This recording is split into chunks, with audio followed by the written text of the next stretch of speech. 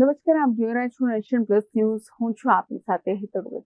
સુરત જાણે હવે ગુંડાગીરીનું હબ બની રહ્યું હોય તેમ લાગી રહ્યું છે. શહેરના અઠવા વિસ્તારમાં માત્ર વાહન ઓવરટેક કરવા જેવી નજીવી બાબતે કેટલાક યુવાનો વચ્ચે એવી મારામારી થઈ હતી. જાહેર રસ્તા પર પટ્ટા અને લાકડા વડે મારામારીનો વિડીયો સોશિયલ મીડિયામાં વાયુવેગે વાયરલ થઈ રહ્યો છે. સુરતના અઠવા વિસ્તારમાં આવેલા હિજડાવાડ પાસે ધોળે દિવસે કાયદો અને વ્યવસ્થાની સ્થિતિ કથળી હોય તેવા દ્રશ્યો સર્જાયા હતા.